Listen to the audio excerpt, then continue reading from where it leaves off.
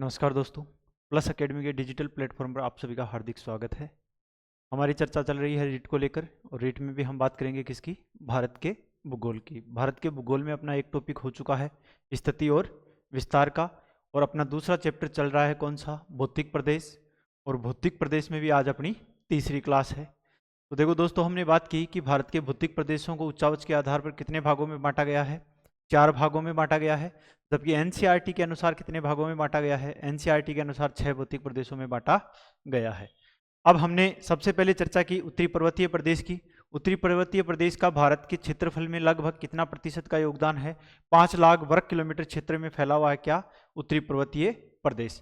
उत्तरी पर्वतीय प्रदेश का निर्माण या उत्पत्ति किससे हुई है, इसकी उत्पत्ति हुई है यूरेशियाई प्लेट और इंडियन प्लेट के टकराने से, अर्थात दोनों के अभिसरण से हुई है। और किसके स्थान पर हुई है, तेतीस महासागर के स्थान पर हुई है। फिर हमने चर्चा की कि उत्तरी पर्वतीय प्रदेश को भी मुख्यतः भौगोलिक अवस्थिति के आधार पर इसका विभाजन करेंगे, कितने भागों में, 3 भागों में। और उसमें हमने सबसे पहले बात की थी किसकी, अनुदैर्ध्य अर्थात समानांतर के आधार पर। इसके आधार पर हिमालय को 3 भागों में बांटा गया है, ट्रांस हिमालय, मुख्य हिमालय और पूर्वांचल की पहाड़ियां। फिर हमने बात की किसकी, ट्रांस हिमालय की। तो देखो, ट्रांस हिमालय की उत्पत्ति कहाँ से होती है, पामीर की गांठ से होती है। और पामीर की गांठ से अनेक पर्वत श्रृंखलाओं की उत्पत्ति होती है।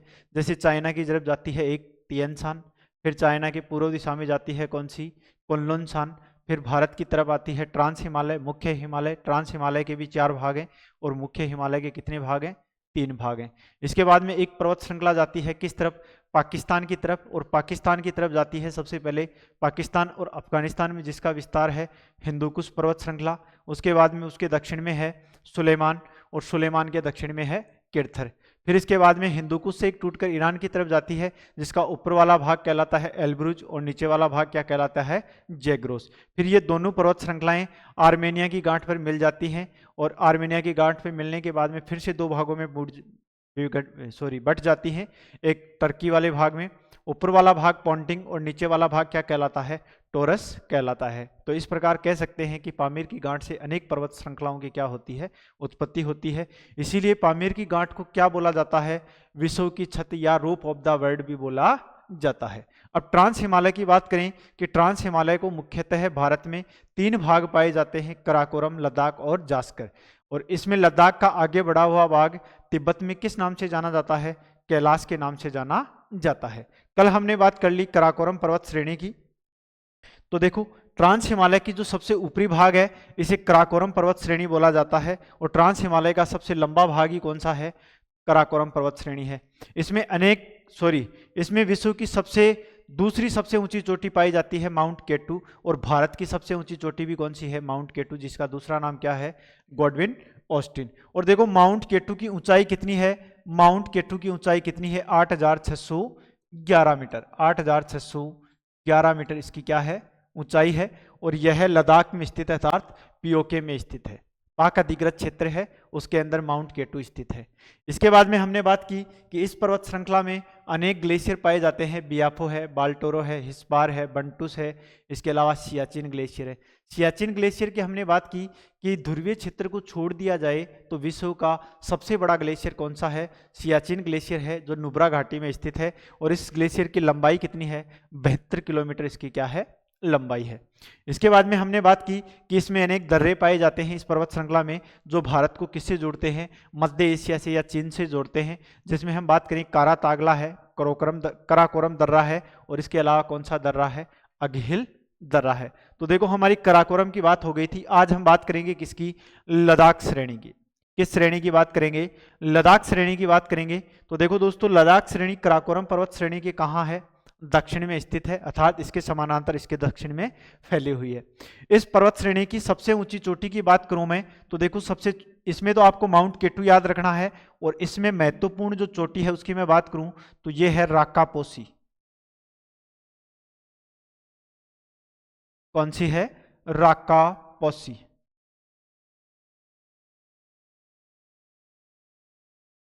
और देखो, इस राकापोसी की विशेषता क्या है, पहले इसकी ऊंचाई की बात कर लें तो इसकी ऊंचाई है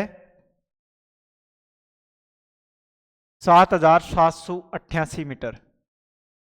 अब देखो राकापोसी ऊंची चोटी हमें याद क्यों करनी है, क्योंकि यह विश्व की सर्वाधिक तीक्ष्ण ढाल वाली चोटी है, अर्थात इस चोटी का ढाल कैसा है, खड़ा है, सर्वाधिक तीक्ष्ण ढाल वाली।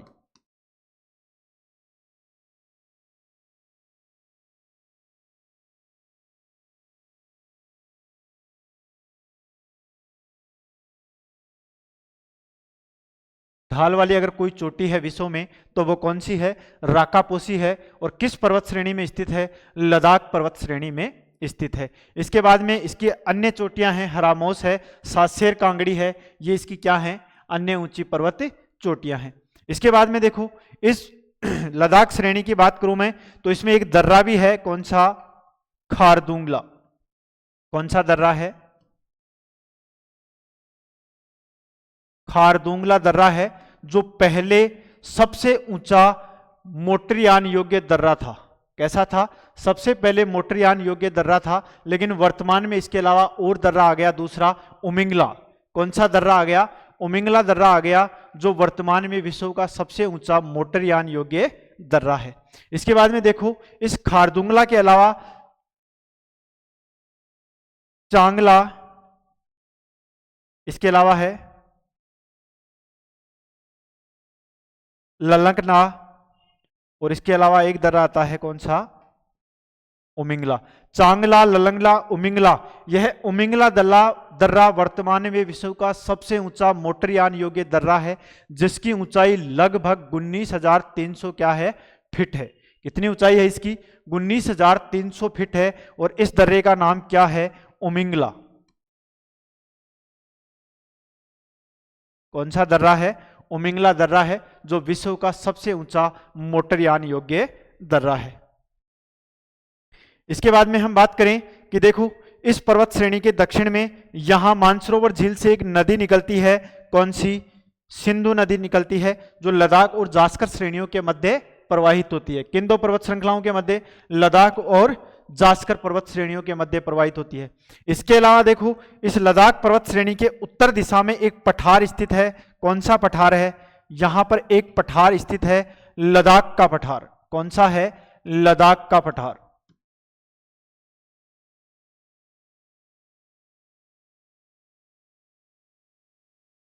यह भारत की शीत मरुभूमि के नाम से भी जाना जाता है, भारत का सबसे ऊंची युद्ध भूमि के नाम से भी जानी जाती है, भारत की शीत युद्ध भूमि के नाम से भी जानी जाती है। और देखो यह लद्दाख का पठार है, यह मुख्य हिमालय या लद्दाख श्रेणी के वृष्टि छाया क्षेत्र में आता है, इसलिए यहाँ पर वर्षा क्या होती है, कम होती है, इसलिए यह वनस्पति विहीन क्षेत्र है। और वनस्पति विहीन क्षेत्र होने के कारण इसे किसकी उपमा दी गई है, शीत मरुभूमि की उपमा दी गई है।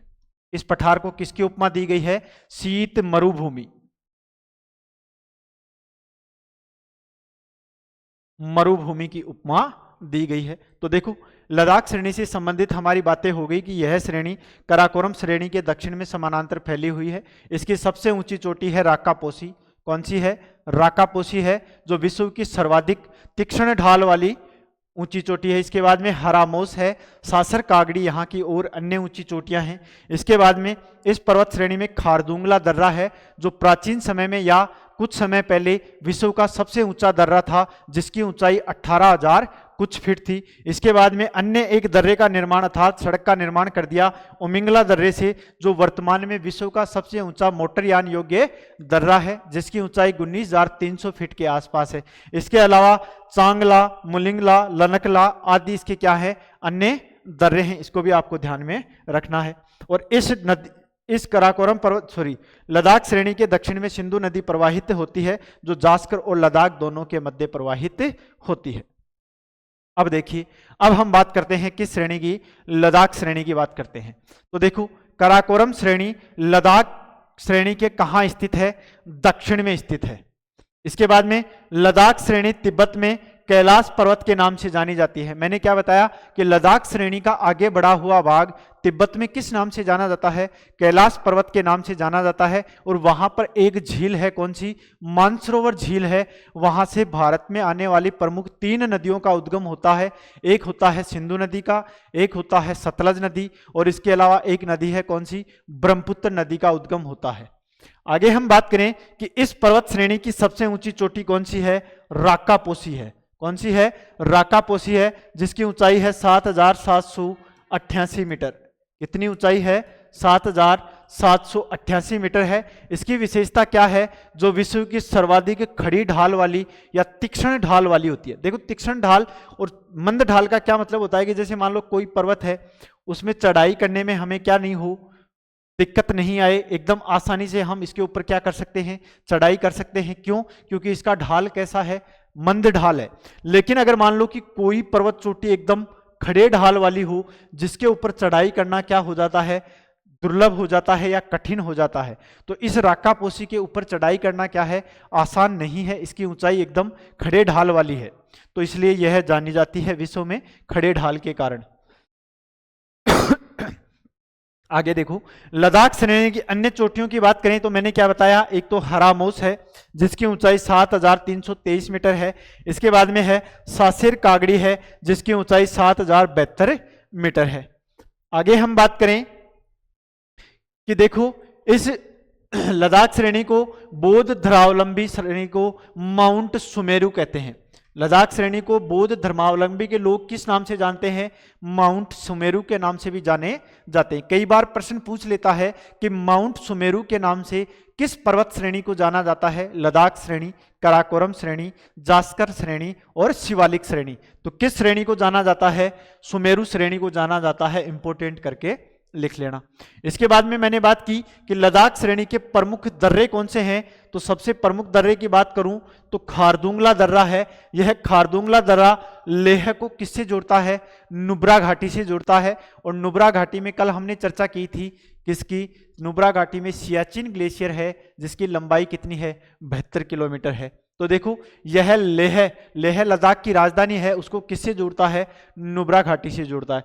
इसके अलावा लद्दाख श्रेणी के अन्य दर्रों की बात करें तो चांगला है, ललकला है, उमिंगला है और इस्मिल्ला दर्रा है। ये सभी दर्रे हैं जो लेह को या लद्दाख को किससे जोड़ते हैं? तिब्बत या चीन से जोड़ते हैं। तो देखो, यह सभी दर्रे लद्दाख को किससे जोड़ रहे हैं? तिब्बत से जोड़ते हैं। अगर तिब्बत नाम नहीं आए तो यहां पर नाम क्या आ सकता है? चीन आ सकता है। और यहां पर लद्दाख नाम नहीं आए तो क्या नाम आ सकता है? भारत नाम आ सकता है। तो आगे देखो, इसके बाद में मैं बात करूं उमिंगला दर्रा, जिसको इंपोर्टेंट करके लिख लेना।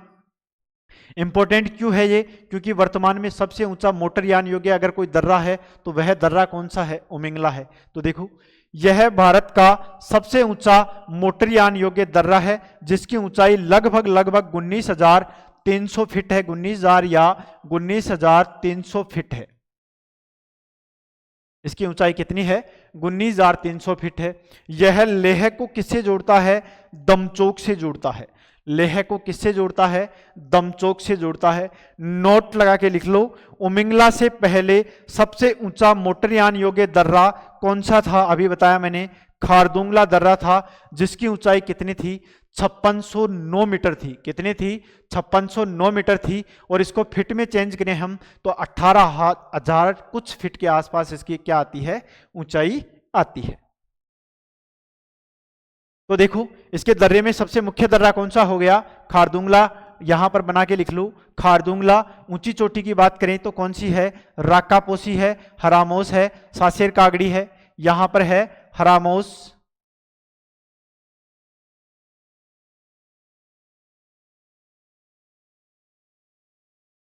यहां पर है सासेर कागड़ी।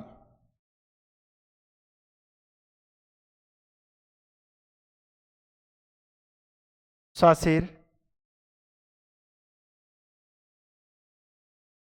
कांगड़ी। इसके बाद में है ललकना, मुलिंगला,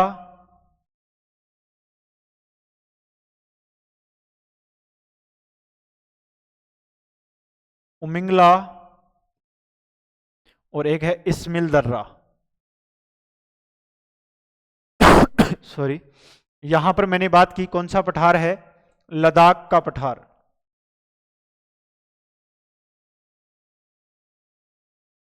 ये चीज भी आपको ध्यान रखनी है, जो वृष्टि छाया क्षेत्र में आता है, अर्थात वनस्पति विहीन क्षेत्र है।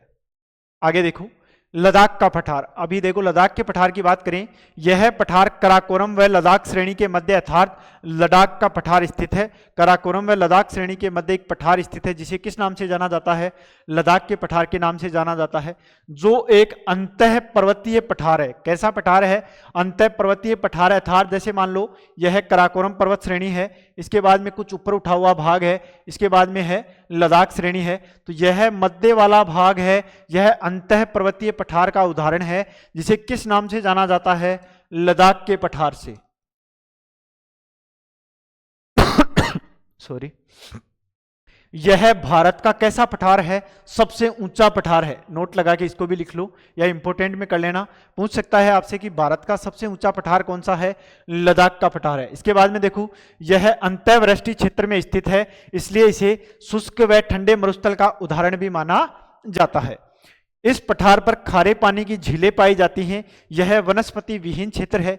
एक लाइन लिख लेना इसमें, यहां पर खारे पानी की झीलें पाई जाती हैं जिन्हें पेंगोंग झील और सोमुरुरी झील के नाम से जाना जाता है। और इसी में लिख लेना, यह वनस्पति विहीन क्षेत्र है। वनस्पति विहीन क्षेत्र है। आगे चलें, स्क्रीनशॉट ले लो इसका। आगे देखो, आगे आती है जास्कर श्रेणी। कौन सी श्रेणी है? जास्कर श्रेणी। सबसे ऊपर है कराकोरम श्रेणी, लद्दाख श्रेणी और जास्कर श्रेणी। और जास्कर श्रेणी और लद्दाख श्रेणी के मध्य कई बार पूछ लेता है कि कौन सी पर्वत श्रृंखला स्थित है, तो कैलाश पर्वत श्रेणी स्थित है।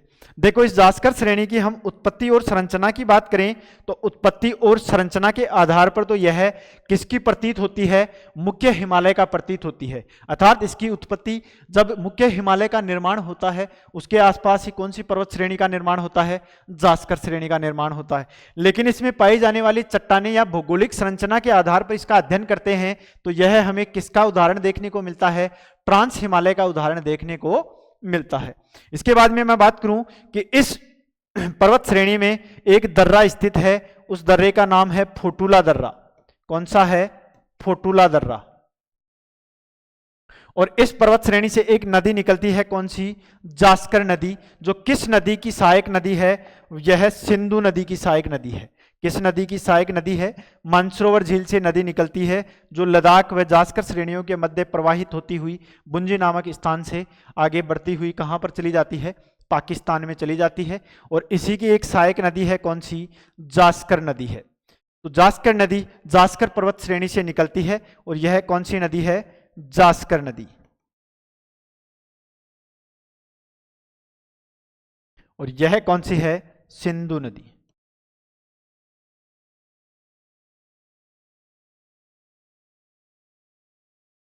आगे देखो, तो देखो लद्दाख श्रेणी के दक्षिण में जास्कर श्रेणी का विस्तार पाया जाता है। जास्कर श्रेणी उत्पत्ति व संरचना के आधार पर तो किसका भाग है? वृद्ध हिमालय का भाग मानी जाती है। लेकिन भौगोलिक संरचना के आधार पर या भौगोलिक अवस्थिति के आधार पर यह किस हिमालय का भाग मानी जाती है?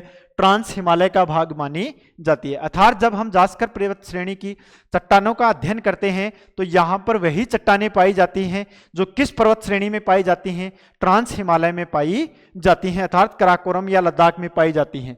आगे देखो, इसका विस्तार मुख्यतः जम्मू कश्मीर, लद्दाख, हिमाचल प्रदेश, उत्तराखंड व तिब्बत में पाया जाता है। और इस पर्वत श्रेणी की एक ऊंची चोटी है, कौन सी? कामेट है। तो देखो, कामेट ऊंची चोटी को हम मुख्य हिमालय का भाग भी मानते हैं और किसका भाग मानते हैं? जास्कर पर्वत श्रेणी का भाग मानते हैं। कामेट जो पर्वत श्रेणी है यह उत्तराखंड में स्थित है, जो उत्तराखंड और चीन की सीमा पर स्थित है। इसकी ऊंचाई 7,756 मीटर है। आगे देखो, इस पर्वत श्रेणी की सबसे ऊंची चोटी कामेट पर्वत श्रेणी है, कामेट चोटी है, जिसकी ऊंचाई 7,756 मीटर है और यह किस राज्य में स्थित है? उत्तराखंड राज्य में स्थित है।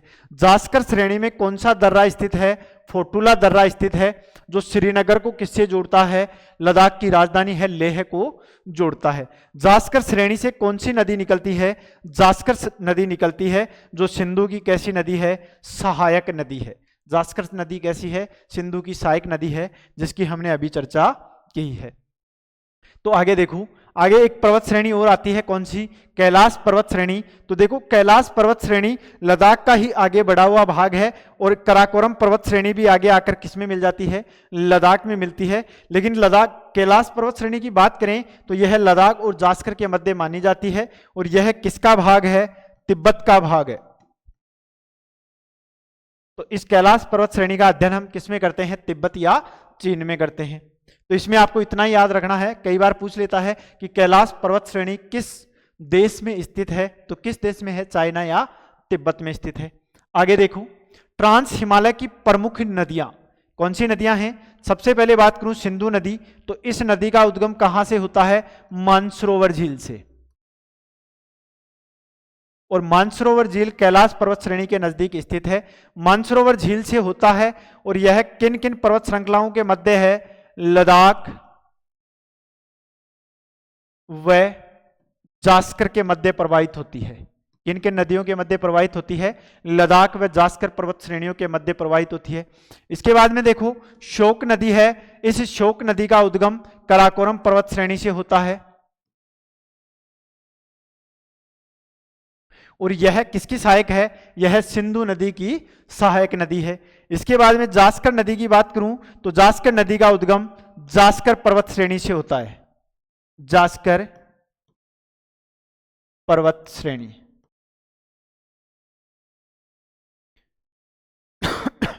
आगे देखो डायग्राम में इसकी बात करें, देखो यहां पर है मानसरोवर झील। कौन सी झील है? मानसरोवर झील स्थित है।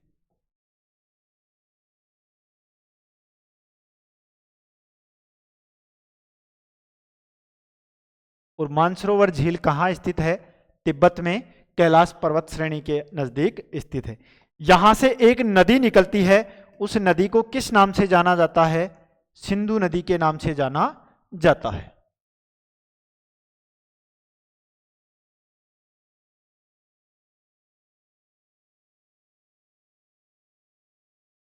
और पाकिस्तान से होते हुए ये कहां? अरब सागर में जाकर विलीन हो जाती है। तो इसे किस नाम से जाना जाता है? सिंधु के नाम से जाना जाता है।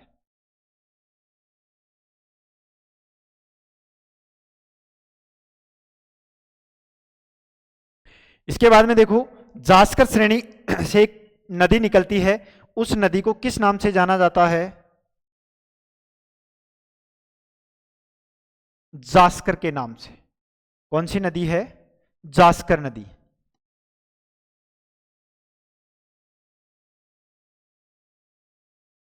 इसके बाद में देखो यहां पर मैंने बात की थी कि नुब्रा घाटी है, नुब्रा घाटी से एक नदी निकलती है नुब्रा नदी, और यहां से एक नदी निकलती है शौक नदी। ये दोनों आगे मिलकर बहते हुए किस नदी में जाकर मिल जाती हैं?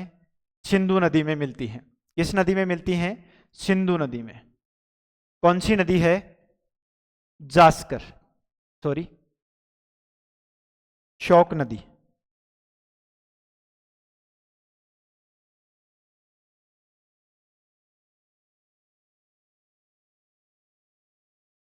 शोक नदी है। कई बार पूछ लेता है कि शोक नदी सिंधु नदी में किस तट से आकर मिलती है, तो यह दाहिने तट से आकर मिलती है, या सिंधु की सहायक नदी है। कौन सी? शोक नदी।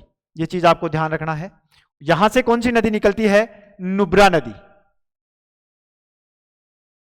नुब्रा नदी। आगे देखो यहां से एक सिगार घाटी से एक नदी निकल के आती है, सिगार नदी। कौन सी है? सिगार नदी। और हुंजा घाटी से एक नदी निकल के आती है, कौन सी? हुंजा नदी।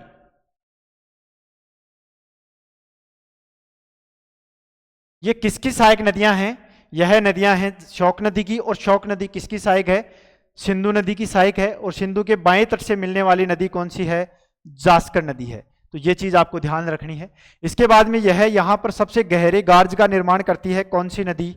सिंधु नदी। और इसके बाद में किस सागर में जाकर अपना डेल्टा या ज्वार नदबुक बनाती है? तो यह अरब सागर में क्या बनाती है? डेल्टा बनाती है। इसके बाद में इसके दाहिने तट से इसमें नदियां आकर मिलती हैं। गोमल आती है, कोमल आती है, काबुल आती है। काबुल कहां से आती है? काबुल अफगानिस्तान से चलकर आती है, और यहां पर पाकिस्तान से होते हुए आकर सिंधु नदी में मिल जाती है। इसके बाद में इसके बाएं तट से भारत की पंचप्रयाग नदियां जाकर इसमें पाकिस्तान में किस में मिल जाती हैं, सिंधु नदी में मिल जाती हैं। तो इस डायग्राम की भी आप स्क्रीनशॉट ले लो तो आपको पता रहेगा कि सिंधु के दाएं तट से मिलने वाली नदियां और सिंधु के बाएं तट से मिलने वाली नदियां कौन सी हैं। तो देखो दोस्तों, हमने ट्रांस हिमालय की बात कर ली। अब कल हम बात करेंगे किसकी, मुख्य हिमालय की। और मुख्य हिमालय में भी कितनी प्रकार की पर्वत श्रेणियां पाई जाती हैं, 3 प्रकार की, महान, मध्य और शिवालिक पर्वत श्रेणियां पाई जाती हैं, जो समानांतर रूप से पाई जाती हैं, जो विश्व की सबसे ऊंची पर्वत श्रृंखला है। एक बार हम ट्रांस हिमालय की फिर से बात करें तो देखो, ट्रांस हिमालय में जो ट्रांस शब्द है, यह शब्द दिया था स्वेन हेडन ने। किसने दिया था, स्वेन हेडन ने दिया था। और इसका अध्ययन भी किसने किया था, स्वेन हेडन ने किया था। ट्रांस हिमालय की सबसे ऊंची चोटी की बात करूं तो माउंट केटू है, जो लद्दाख में कराकोरम श्रेणी में स्थित है, जो विश्व की दूसरी सबसे ऊंची चोटी है और भारत की सबसे ऊंची चोटी है। इसके बाद में यहाँ पर करातागलाह, कराकोरम, अगिल दर्रा है, जो भारत को मध्य एशिया से जोड़ते हैं। यहाँ पर अनेक ग्लेशियर पाए जाते हैं कराकोरम श्रेणी में, और यह श्रेणी है जो भारत की सबसे उत्तरतम पर्वत श्रेणी में से माना जाता है। इस ट्रांस हिमालय में 4 पर्वत श्रेणियां हैं, कराकोरम, लद्दाख, जास्कर और लद्दाख और जास्कर के मध्य कैलाश पर्वत श्रेणी है, जो तिब्बत अर्थात तिब्बत या चीन में स्थित है। इसके बाद में तिब्बत में मानसरोवर झील स्थित है, वहां से सिंधु नदी निकलती है, जो लद्दाख व जास्कर के मध्य प्रवाहित होते हुए पाकिस्तान से कहां जाकर गिरती है, अरब सागर में गिर जाती है। सिंधु नदी की बाएं तट पर मिलने वाली नदियां जास्कर नदी है, जो जास्कर पर्वत श्रेणी से निकलती है, और दाहिने तट से मिलने वाली नदियां हैं शौक नदी है, नुब्रा नदी है, शिगार नदी है और हुंजा नदी है। इसके अलावा हम बात करें तो यह जो नुब्रा या शौक नदी है, यह नुब्रा घाटी से निकलती है और सिंधु नदी के दाहिने तट पर मिलती है। सिंधु नदी नंगा पर्वत के आसपास सबसे गहरे गार्ज का निर्माण करती है, और इसके दाहिने तट पर मिलने वाली अन्य नदियां कौन सी हैं, काबुल है, गोमल है, कोमल है, ये इसकी अन्य सहायक नदियां हैं। इसके बाएं तट पर मिलने वाली भारत की पंचप्रयाग नदियां हैं, जो पाकिस्तान में जाकर इसमें मिल जाते हैं। तो आज की क्लास को हम विराम देते हैं, और जो भी PDF है दोस्तों, वो आपको सिक्कर प्लस एकेडमी सिक्कर का टेलीग्राम चैनल है, जिसमें हमने हिस्ट्री की क्लासें डाल दी हैं, और आज हो सकता है कि आपको इंडिया ज्योग्राफी की जितनी भी क्लास हुई हैं वो सारी की सारी क्लासें उपलब्ध हो जाएं। आप उन PDF को पढ़कर या हमारी क्लास लेकर अपनी तैयारी को सुनिश्चित या अच्छी बना सकते हैं। धन्यवाद। जय हिंद, जय भारत दोस्तों।